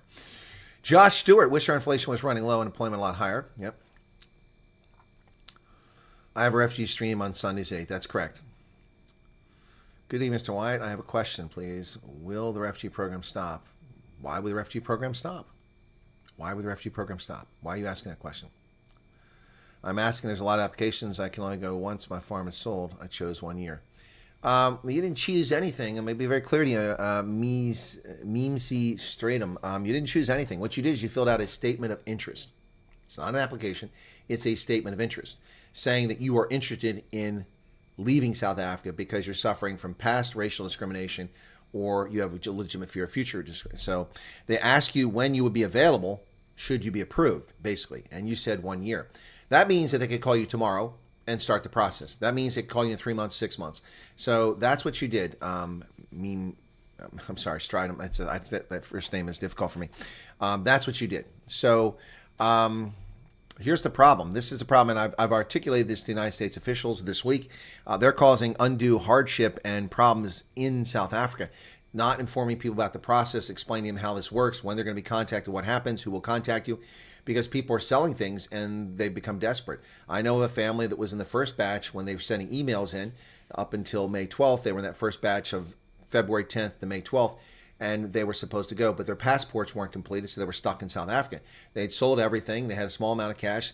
They were living and paying to stay in a hotel, then trying to stay with friends, and they squandered all of their savings while they waited to get out of the country after the first cohort left, because the first cohort left of 59 people. Then like a week or two later, they got their passports and they're ready to go, but there was no one leaving then. No one left. So they had to wait. They're now in the States, but they came essentially penniless, and that's unfortunate. I hate to see people fall in that situation, but a lot of people are going to be in that boat unless the U.S. government starts explaining to people. Yep. Only way to keep the Redskins relevance for fans and supporters to boycott the new name team. Yeah, I agree with you. Was on my Freedom 3 rally poster, C Point. Oh, yeah. Hey, Kevin. Remember that. Will Trump pick Jamie Dimon? Well, my love affair with Jamie Dimon has tarnished the last year. He said some really stupid things, too. Long considered, in my view, one of the best bankers on the planet, if not the best banker on the planet. Jamie Dimon said some really stupid things in the past year. It makes me a little bit annoyed, so I'm not sure if he'll pick him. But he would be a good choice, normally. Lama's lost a huge amount of weight. Yep. Sounds so much better than black skins or white skins or purple skins. Only answer questions after the news. Yeah, there you go. Rhodey says, thank you for reading the news article. There's something so nice when someone reads the news to you. I didn't read the news article. I read elements of the news article, and then I give analysis. But you're welcome, Rhodey. I read some of the statements and quotes, but I give you a synopsis analysis and also point out fake news. Didn't find much fake news today, but usually there's fake news in the media. Already changed name to Commanders. They need to change it back. Yes, Napoleon, that's correct. Cloud Strife, he looked like he was on drugs last time I checked. Who you talking about? Talking about Juju?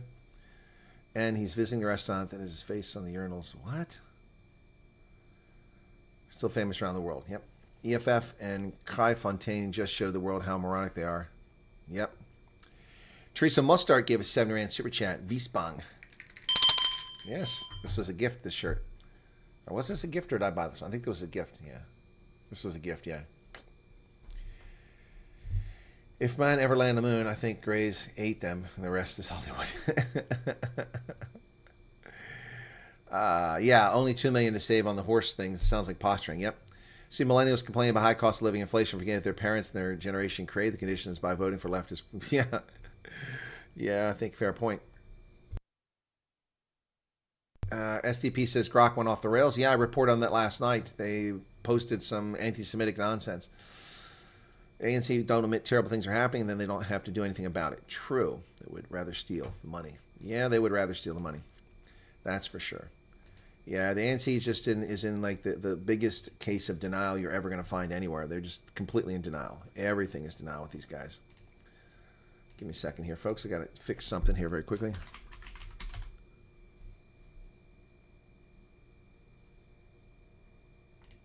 Here we go. Got it set. Okay. All right. Wonder what it'll cost South Africa to break ties to BRICS. There are no... okay, it will cost nothing, Lynn. First off, there is no BRICS. Let me be very clear about this. None of your South African commentators are telling you this. There's no such thing as BRICS. It doesn't exist. There's no treaty. There's no benefits. There's no mutual defense. There's no, movement of labor. There's no copyright protection. There's nothing. There's nothing. There's no finance agreement. It's all nonsense. It's smoke and mirrors. It would cost South Africa $0, 0 cents to leave BRICS tomorrow. Nothing. Nothing. Because it doesn't really exist. What do we get from Moldova? Nothing. Oh, my goodness. What's sad is the way that Americans look after each other and care about other people. In South Africa, hundreds of people are murdered every week, and no national disaster is claimed here. Yeah.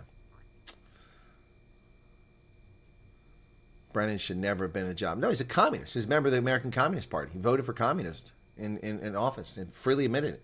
I mean, when I was in the military, if you had a security clearance questionnaire, you're asked, are you now, or have you ever been a supporter of the American Communist Party? And if you said yes, you couldn't get a security clearance. But he became the director of the Central Intelligence Agency despite admitting that he was a communist. Floods have been destructive. My thoughts with, hey, Debbie's back. There you go, with all those who have lost loved ones. Yeah, I know. People have lost a lot of loved ones. It's sad. Yep. All my problems suddenly seem doable if you hear the people losing children. Yeah, it's pretty sad. Well, the really sad one was the 11 and 13-year-old girl. Their father awoke at 3:30 and stepped into 4 inches of water, woke his wife up, and they looked out the window, and the water was coming out the window. Then they tried to get out. By the time they get out, the water was up to her neck. I don't know how tall she was. But their kids were staying with the grandparents further down, and they couldn't get to them because of the water. So he went to get a kayak, and he was able to help other people escape, but couldn't get to his kids. The truly heartbreaking part was the girls, the 11, 13-year-old, from their mobile phones in the midst of this horrific storm, sent text messages to their mother and father saying, I love you, and sent one to their other grandparent who lived in Chicago who wasn't present with a photograph of the girls saying, I love you. They were washed away, their bodies turned up 15 miles away with their hands interlocked. That's a truly horrific story.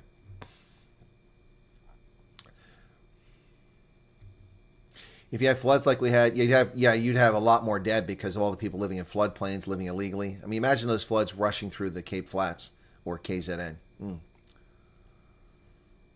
Cannot imagine. The floods we saw in KZN were nothing compared to this. The floods in KZN were a lot of water, but this was so much faster water because it's channeled from that hill country. All those hills, all the water rushing down in those narrow little turns and running over rocks instead of soil that can absorb it like a sponge. There's nothing. It's just like concrete. Just like, it's like going down a bobsled or a luge. That's what it's like. Texas is a terrible tragedy. My serious condolences to people affected, impacted. May the loved ones find comfort. Little angels rest in peace. Thank you, Rex. Very considerate of you. I am hearing a terrible flash flood happen in July in New Mexico. No, it happened yesterday. I talked about it, Katrine. I covered it in the news. Must have been after you commented.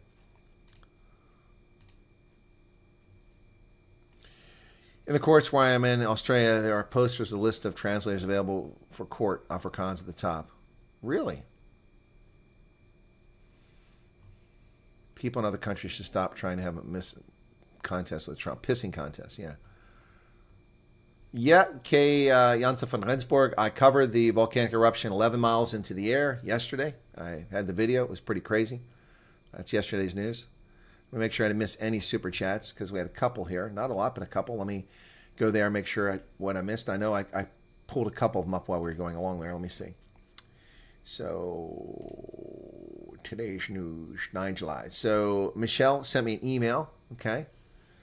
You're welcome, Michelle. And Elard Duskoy gave a 40 Rand super chat, just a super sticker. Thank you. And then Erica Sudi says, hi, Chris. African leaders want to meet with PM Netanyahu. Oh, I'm sorry. I missed that part. Okay, so they want to meet with Netanyahu. Really? That's news to me. Is Netanyahu even here anymore? I thought he left. I don't know why they want to meet with him. That's fascinating because they're West African leaders. And Wiesbank says, Teresa Mostar. Thank you for those 4 super chats, guys. I do appreciate that very much. How we doing? Slow days, not gaining many subscribers here.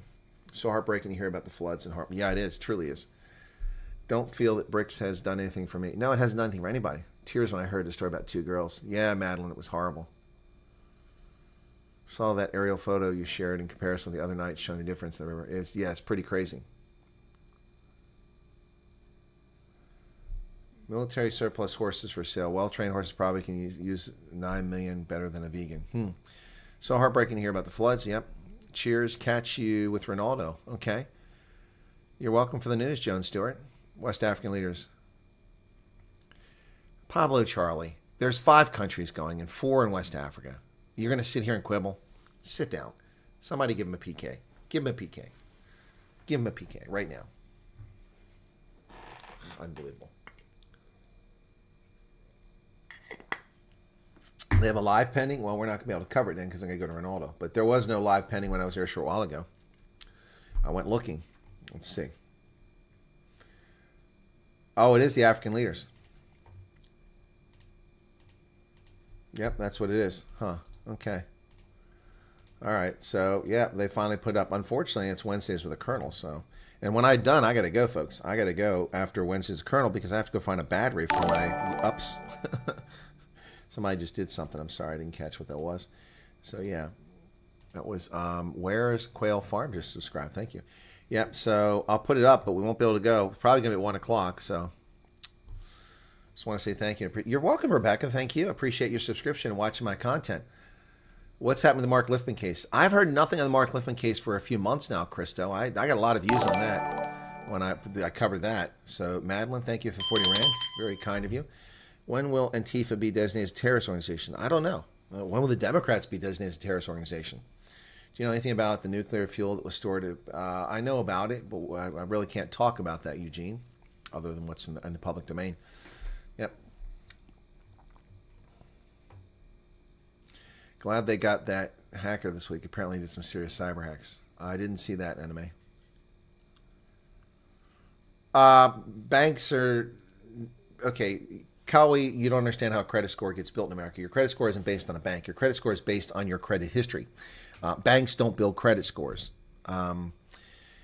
You would want to ask, what's the best bank account for me as a consumer? I would argue you want a bank that doesn't charge anything. Most banks will charge you fees to have an account if you don't have minimum balance or direct deposit. I don't pay anything for any of my banks, either by maintaining a minimum deposit or the fact that they're just bank accounts I set up when they didn't charge fees. So I use the banks to park my money, move my money, pay my bills, and get foreign currency and things like that. So the way you build a credit score in America is you build credit. The way you build credit is you pay rent, you pay for utilities like gas, water, electricity, and you pay on time all the time.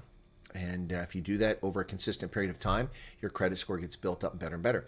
If you have a loan, that makes it grow too. If you have a loan and you pay your loan off every month on time, you never default on your loan. But one time, you miss one payment, boom, your score can drop like a rock, and it takes months to rebuild it.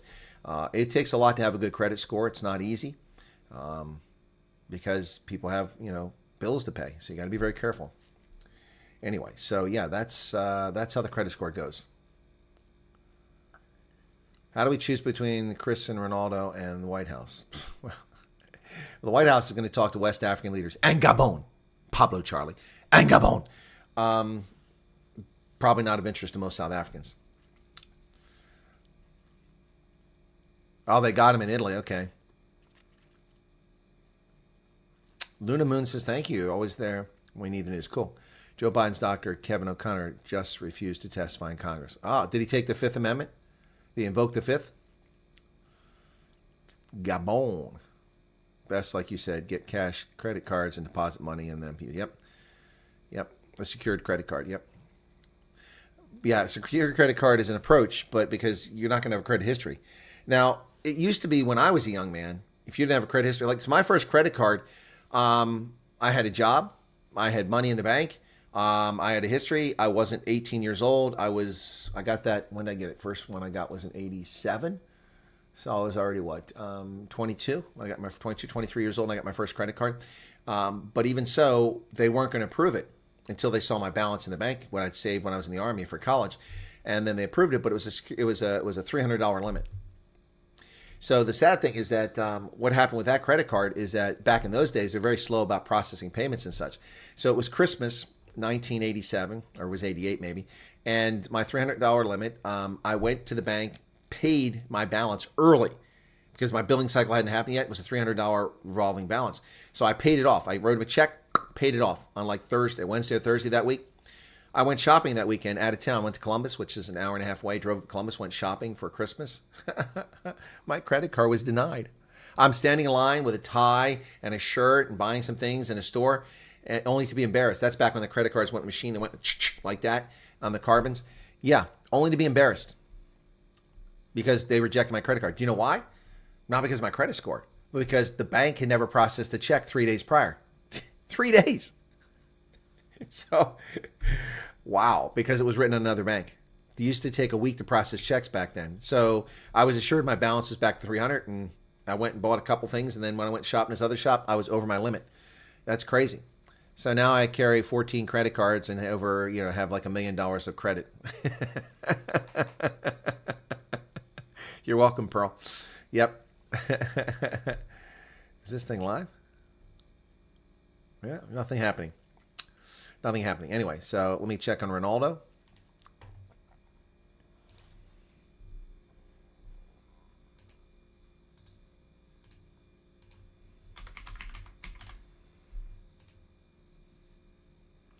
Join mine. Huh?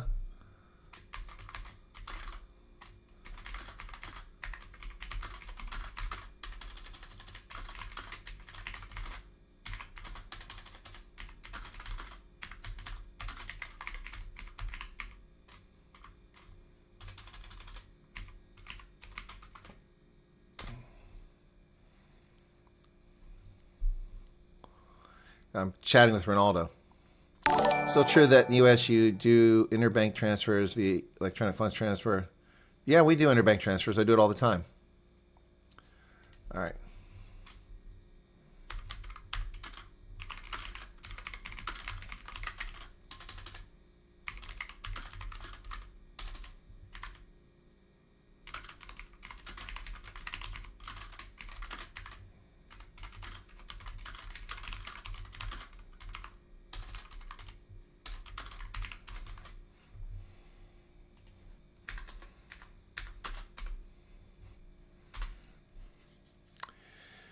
Yeah, we do electronic funds transfers. So I move money from one bank account to another electronic transfer. Usually takes 3 to 5 days. That's still slow. Yeah, that they can do it. So it takes 3 to 5 days. Yes, Professor G is back. Good Lord, don't have a heart attack. He's not going to be giving you what you want, though. Okay, all right. I'm going to say a little bit then. Okay.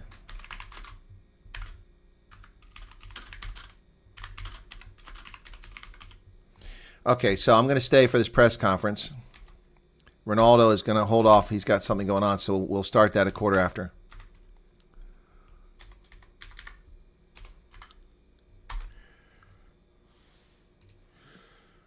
I missed the super chat. I don't think so. I went through and read all of them. I'll go back and look again, but where in the heck is my... There we go. Super chats. Earnings. Let me see. Super chats. Teresa, Vispang, Erica, Ilarduskoy, and Michelle Heath. I didn't miss any super chats. There are 4. There's no super chat from anybody named Vainage here. I have no super chat from anybody named Vainage. Not there, folks. Let me reload the page and see if it's there. Maybe it's there now. Oh, there it is. Oh, it was from Werner. Car guard money. Oh, thank you, Werner. It didn't show up. 14 Rand. Was it on the screen when I was busy with Ronaldo? Yeah, online banking is great, but it's a good deal now because, folks, when I started online banking 25 years ago, I had to pay $6 a month for that service with Bank of America, even though it cost them no money. I had to pay them $6 a month. But I was in Tunisia, and I couldn't get my check in the mail in time to pay my credit card bills, which would have given me bad credit, would have given me high interest rates, and would have had been paying off interest every month. So what I did is I paid the $6 a month, and eventually, about 2 years later, they finally got rid of that charge. He's live? Okay, well, he wasn't live a moment ago. No, he's not. Far more there he effective is. and sustainable. Damn it.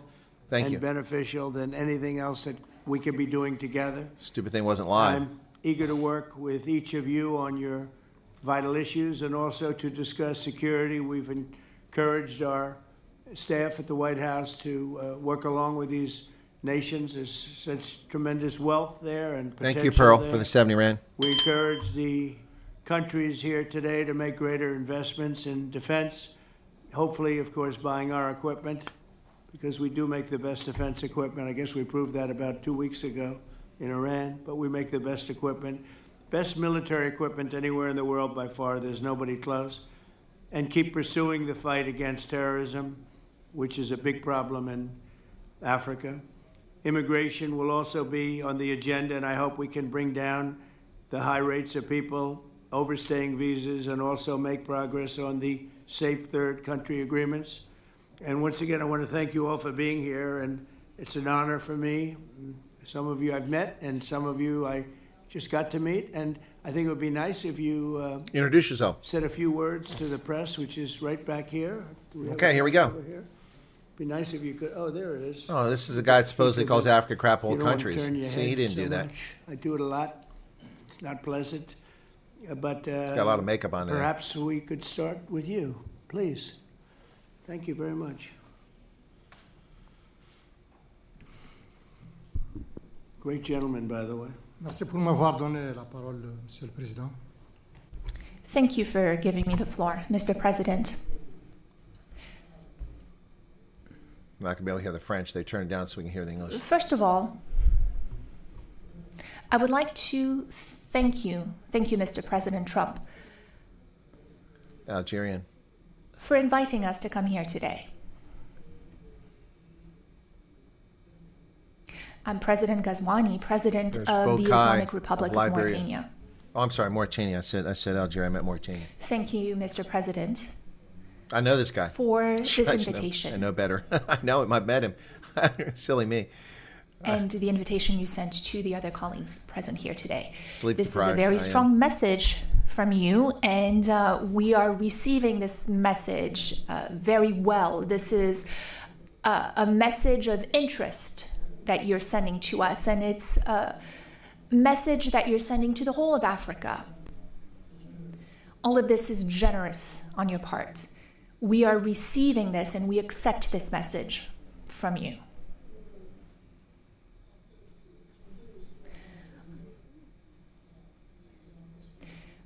Before I talk about my country, I would like to let you know that we are delighted to see President Trump's commitment to our continent. Mr. President, in the short time you've been back in office, the last few months, you came to the rescue for peace. You did very it in Asia, difficult with job as an interpreter. Pakistan and India. The war sort of started, and if it had gone on, the consequences could have been a real disaster.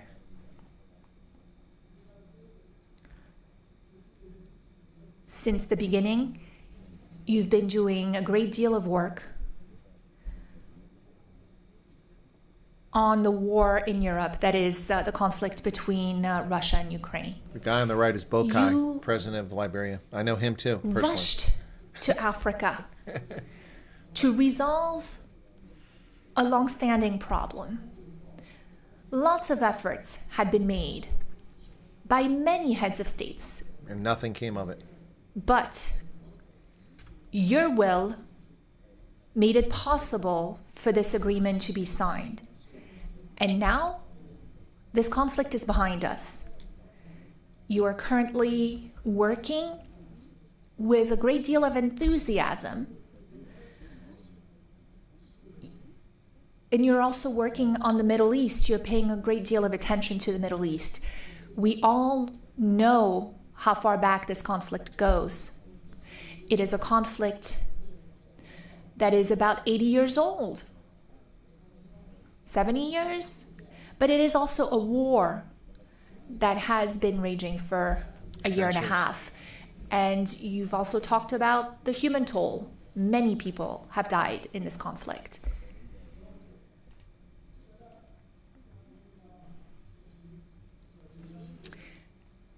Of course, you also stopped the war between Iran and Israel.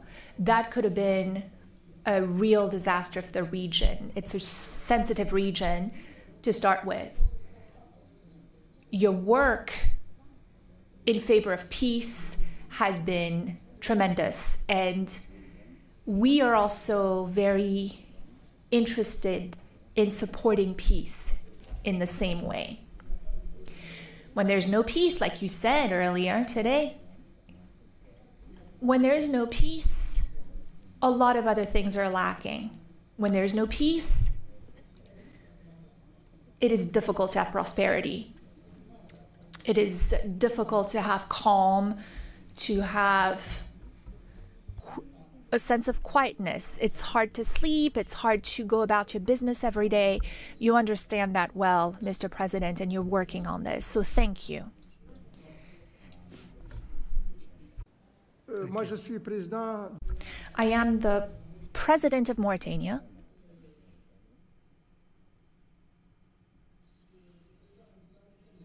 Mauritania is a small country. I know him as chief of the army staff. That's why I know him from. Depending on the criteria you apply. He was If chief you army look at staff the when I number lived in of people Mauritania. who live in Mauritania, It's a small country because we have about 5 million people in Mauritania. We might just be a little bit over 5 million. It's a small country also in the sense that what influence it has throughout the world. It's not like the US, Mr. President. Internationally, we understand that our weight, our influence is not that great, and we have no complex about this. No, they're pretty chill about it when I lived there.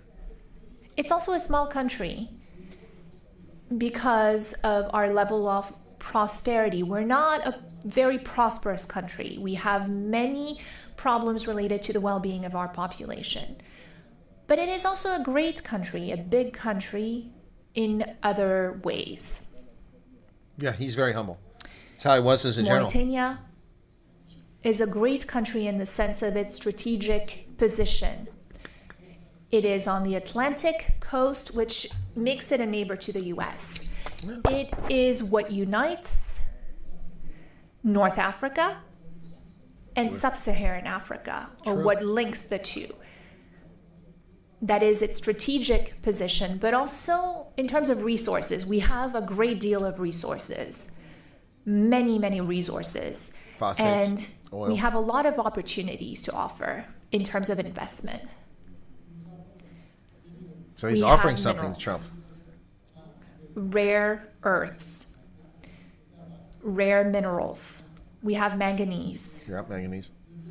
We have uranium. And we have a good inclination that we have lithium and other minerals. We're the second largest producer for the last 60 years in Africa of iron Thank you, ore. Michelle. We produce a lot.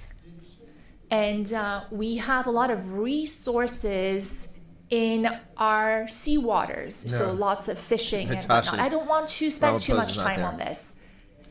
Yeah, let's get to Bokai. I want to hear the Liberian. But I appreciate it very much. I All right, appreciate so it. that's Gazuni. I know him. He Maybe was we a have to go general. a little bit quicker than this because we wha- have a whole schedule. If I could just say it's, your name and your country would be great. Thank you, please. Muito obrigado, Sr. Presidente Trump, Angola. e sobretudo Thank you, Mr. President, and for welcome and everything. For us, the second time here to come as a guest. The first time we had that meeting in Guinea-Bissau.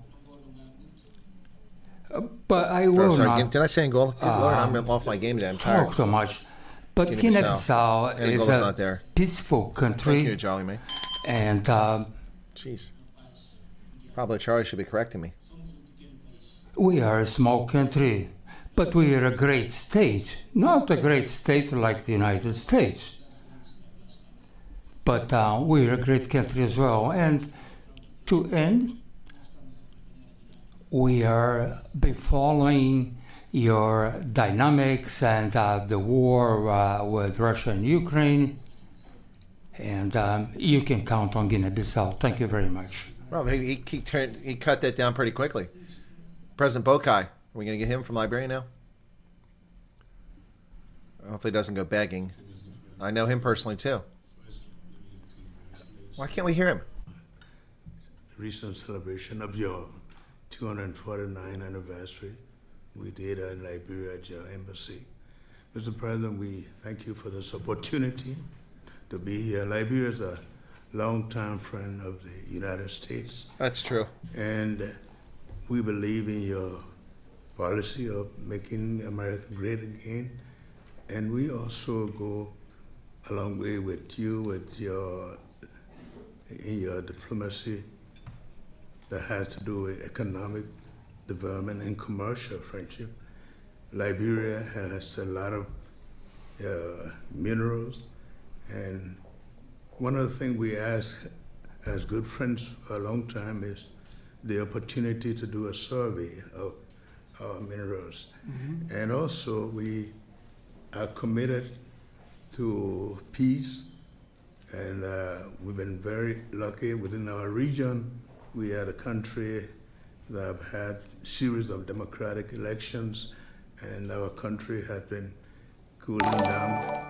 And also, we want to encourage American involvement in the investment in Liberia. Yeah. We'd like to see that happen.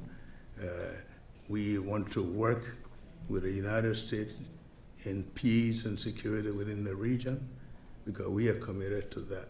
And we just want to thank you. I know you are. I built your army. Well, thank you. It's such good English, such beautiful. Because he's Liberian. Where did you learn to speak so beautifully? Oh, that's where were you educated? Where? Yes, sir. In Liberia. Yes, sir. Well, that's very interesting. It's beautiful English. Sure. Well, they speak English there, Can't Don. speak nearly as well, Very and good, sir. Thank you. they come from. What happened there? Oops, Mike went dead. Mike went dead. I think they tried to kill it for an embarrassing moment there. We've lost the microphone. President Boakai from Liberia. Trump looked as if he didn't know that they speak English there. That's a little bit embarrassing. Who's next? There are 5 countries, Gabon, and 4 West African countries there. Mauritania, Guinea-Bissau, Liberia, Gabon, and I forget who the other one was that went. Not Burkina Faso. No, it wouldn't be them. So, all right, fix the microphones. Good Lord. Come on, White House. It didn't turn on. No, we can't hear. Can't hear. Well, this is bad. This is bad. This is bad. All right, so. No There we go. microphone for the speaker. No interpretation. There's no microphone for the speaker. Oh my goodness. So the interpreter can't hear the speaker because the microphone's not working. Wow, this looks like an ANC operation no here. Microphone for the speaker. Thank you, sweetheart. She's letting us know. This is like an ANC operation here, man. Could you turn that on? Yeah. Just press that. There you go. Yes. There you go. It went out again. I would like to commend you, Mr. President, for the success you had in reaching a peace agreement between Rwanda and the DRC. Africa is a vast continent that has many problems, and we truly count on you for your assistance in Sudan and in the Sahel, because no investment can be made when there is a war. Yep. For investment, you need peace. Peace. The other heads of state who are here with me represent countries that are at peace. That we're at war. And that has been the case for some time. When we also have raw materials, minerals, Botswana's worked well rare with us. earths. We are not poor countries. We are rich countries when it comes to raw materials, but we need partners to support us and help us develop those resources with win-win partnerships. That is our wish.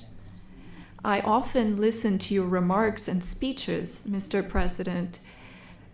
We also want our raw materials to be processed locally in our country so that we can create value and to create jobs for youth so that they stop dying. They are crossing the sea, the ocean, to go to other countries. That is what we want, to have local processing of raw materials. Gabon is a rich country. We have over 2 million inhabitants and a great deal of diversity, raw materials, oil and gas reserves. And we would like those resources to be tapped using an economic model that fits. Since our liberation, we have changed how we do trade. We have focused on transparency and bids for anyone who wants to come invest in our country. Yeah, but you got a lot of corruption there. If you follow the news, we have also worked on agreements with the European Union, and we wanted to review those because we didn't think that those were win-win opportunities. So our market is open. We want to process manganese locally. which you purchase through a company called Aramet.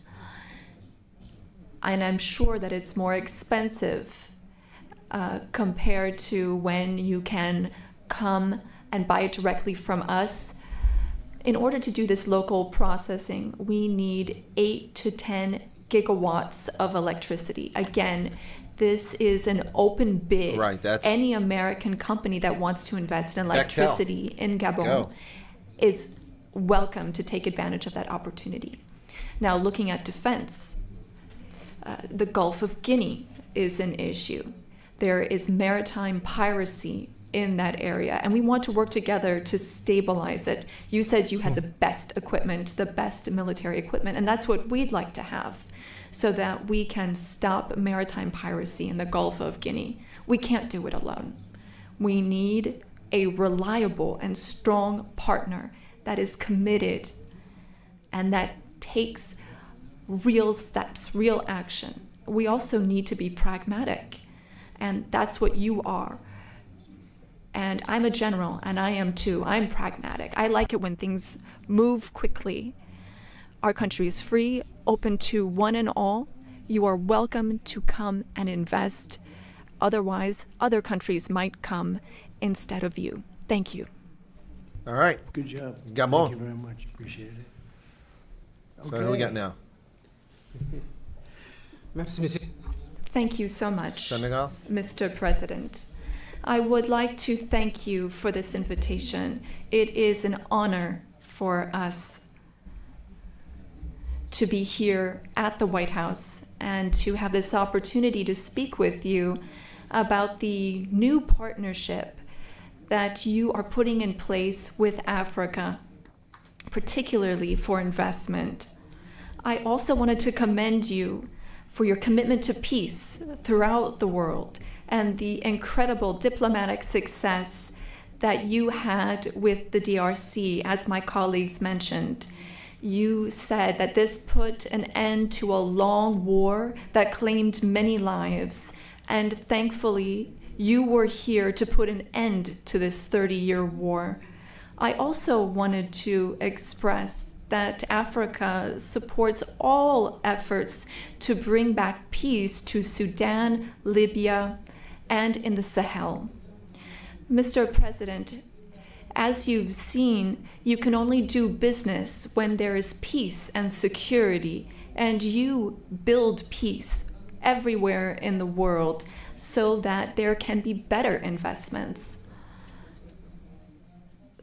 The entire world is grateful to you for this. Now, with respect to my country, Senegal, I've been president for some 15, 16 months now, and I want to reassure all American investors about our country's political stability and our favorable regulatory environment, which we are continuously improving upon in order to attract more investment. Well, Macky Sall put that in jeopardy a couple years ago. I wanted to speak about two projects that I think are an exceptional opportunity.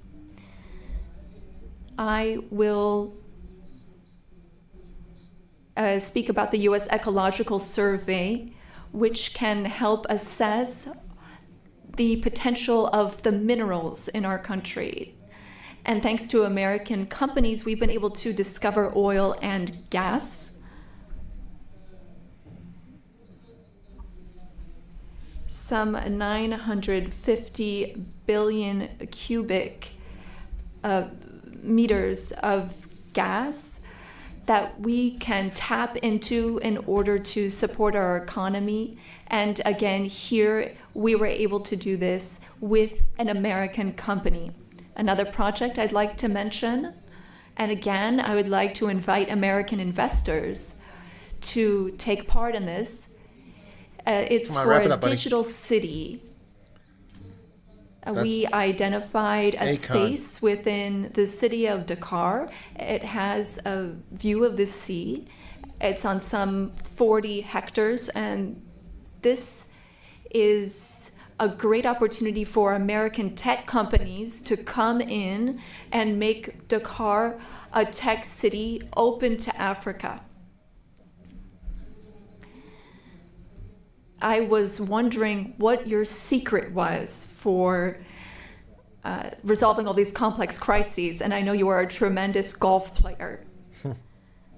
Golf requires concentration and precision, qualities that also make for a great leader. Senegal has exceptional opportunities to offer, including in the area of tourism. Yeah, Akon City, Pablo, that's what I was getting at. An investment could be made in a golf course in Senegal. It would just be 6 hours by flight from New York, from Miami, from Europe, or from the Gulf, and that would be an opportunity for you to show off your skills on the golf course too. Look at him Thank smiling. you for your attention. All right, that's sir. going to be all of them there, finally. Nice. Some way to show off my skills. It's a long trip. Show off my skill. That's really nice, and he's led a very interesting life. Paul, He you're looks correct. Like a very Yeah, young South Africa's person. disconnected. He's a little older than he looks, but a fantastic job. He was treated very unfairly by his government, and he prevailed. And so congratulations on that. Really, congratulations. It was a great job. And you've all done a fantastic job, and so we'll be talking to you as we have the meal. Do you want to ask any questions, please? Where's my reporter from Africa? There you are. Reporter from How are Africa. you? She's very famous in Africa, see? It's not Annika Larson, is it? Thank you. Miss, I have one question for the African presidents and one question for President Trump. As you can see, Mr. President Trump, all the African presidents are very happy with your efforts to bring peace in the Democratic Republic of the Congo. My question to you is, today you are making history by receiving 5 African presidents and showing the interest of the United States to collaborate and to work close with the African nations. African continent is watching, African youth is watching, and this new approach that your administration is taking to deal with African nation, not only— All right, folks, that's going to do it. but I'm going to go over to Ronaldo. You'll be automatically routed there. If you want to watch us over on Ronaldo's channel, please do join us over there. Thank you for your patience. Thanks for being here.